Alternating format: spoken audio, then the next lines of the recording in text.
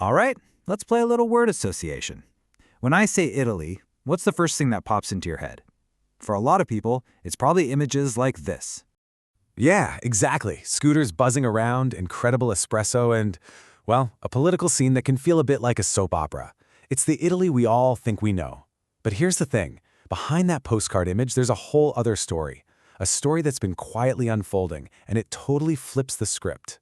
Because what if I told you that, year after year, Italy lands in the top 10 for military strength? Yep, number 10 in the world. Just let that sink in for a moment.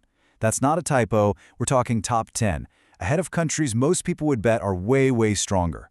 To get how that's even possible, we gotta ditch the stereotypes.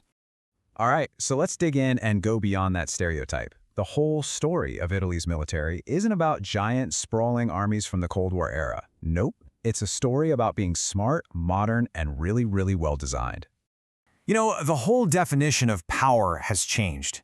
It's not just a numbers game anymore. It's not about who has the biggest population or the most bodies in uniform. Today, it's all about how well your forces are integrated, the kind of tech they're packing, how fast you can get them to a crisis, and crucially, how flexible they are.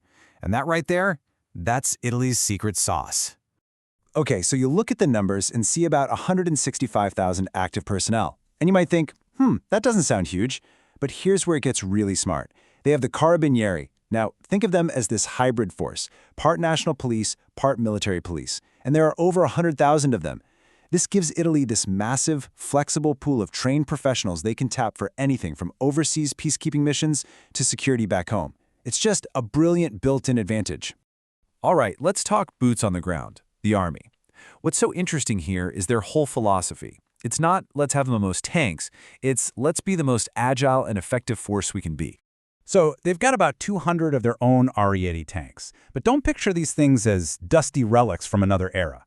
They're getting the full 21st century treatment. New armor, new electronics, the works. And here's the key takeaway. The whole point isn't to just have a wall of steel.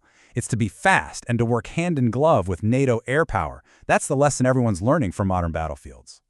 And this is where their focus on specialized units really shines. I mean, you've got the Alpini. These guys are legendary mountain warfare specialists, literally masters of the most brutal alpine environments. Then you have the Folgore Parachute Brigade, your elite, kick-down-the-door rapid reaction force. In a world where crises pop up overnight, having forces that can get there first is a massive, massive advantage. And check this out, over 6,000. That's the number of armored fighting vehicles, personnel carriers, and all the support trucks and platforms that make an army run. Now, why is that so important? Because there's an old saying, amateurs talk tactics, professionals talk logistics. Wars are won by getting stuff where it needs to go. Italy has built an army that can move. Okay, the army is impressive, but honestly, the real jaw-dropper is when you look at what Italy has in the air and at sea. This is where that whole idea of them being just a medium power completely unravels. To really get it, you have to understand how much air combat has changed. Think about old jets from the Cold War. Their job was basically to shoot down other planes, dogfighting. But a fifth-generation fighter like the F-35, it's a whole different beast. It's less of a plane and more of a flying supercomputer, a quarterback in the sky that sees everything and coordinates the entire battle. Seriously, it's like the difference between showing up to a fight with a pair of binoculars versus showing up with your own private satellite network. And get this, Italy isn't just flying F-35s. They're one of only a handful of nations that operates both the standard F-35A and the F-35B. That B version is the one that can take off and land vertically, from aircraft carriers. Throw in their own fleet of aerial refueling tankers to give these jets longer legs, plus specialized surveillance aircraft to be their eyes in the sky, and what you have is without a doubt one of the most powerful air forces in all of NATO. Okay, so we've mentioned aircraft carriers. Let's pivot to the Navy. Quick question for you. How many aircraft carriers do you think Italy has? 1? 0?